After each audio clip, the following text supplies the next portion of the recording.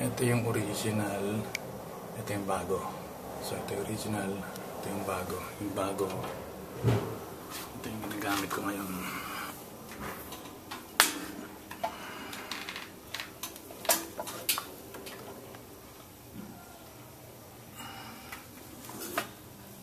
Ayan. Ito yung bago.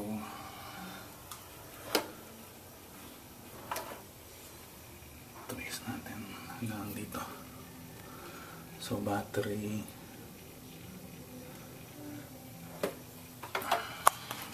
ito yung limiter.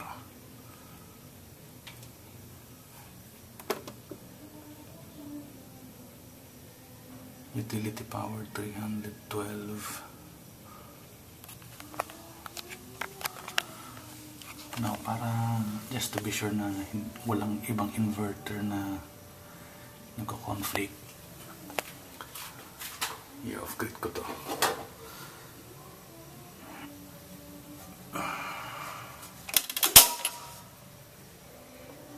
Okay.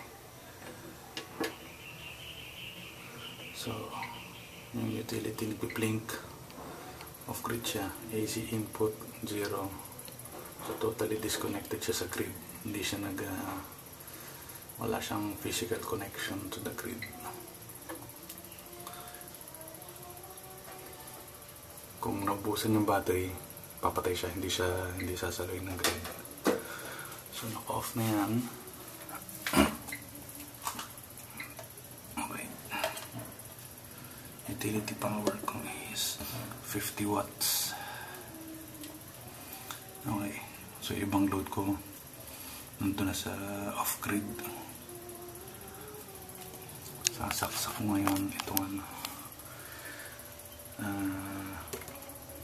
inverter. So power ko yung breaker.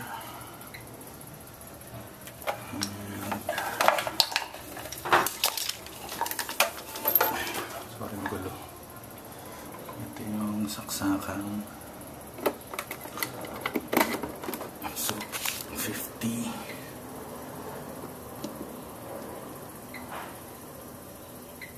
Bumaba na. Ito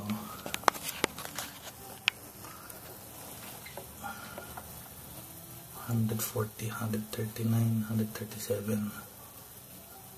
Ang layo sa 50.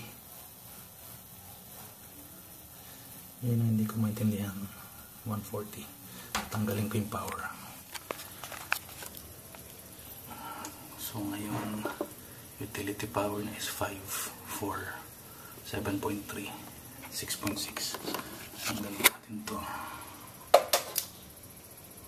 50, 51, 50.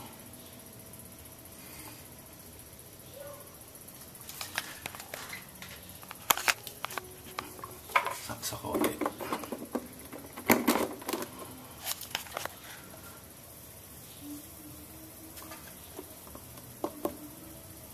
5, 8, 13 watts, 8 watts, 6, ito, 130. Kung mali yung placement mo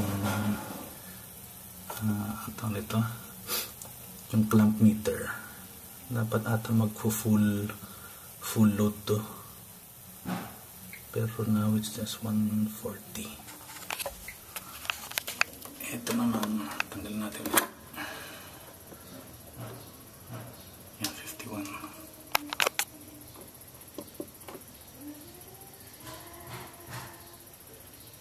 50 watts. So yun ang hindi ko magets. Yung power nito,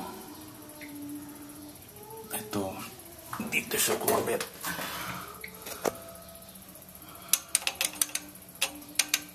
Ito, meron siyang 100 amps na breaker na kumonect dito sub panel. So yung sub panel yung para extension ito. So yan pa rin. Ito yung bago.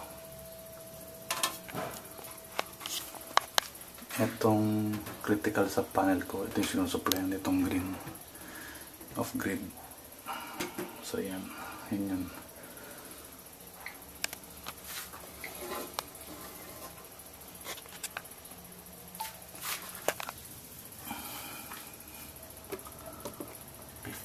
Yan, check natin kung bumaliktad yung yung power sa labas. Kung ito to, so 50 watts pa rin yung lumalabas. Yung load 17, 9, okay. Ito, 130, 136, 139. Balik tayo sa labas. Tingnan natin yung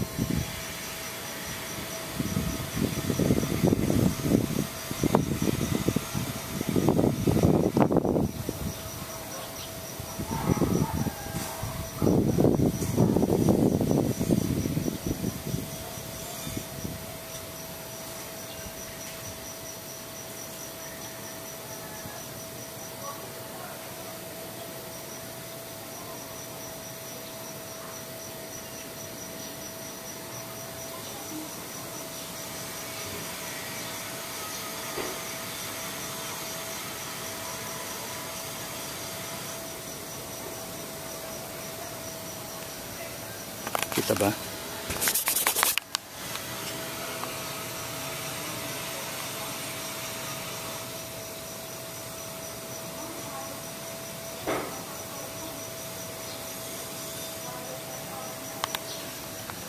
Medyo mabagal yung ikot. Tapos ko muna para makita yung bumabalik. May palatandaan dito. Ito malapit na, malapit na.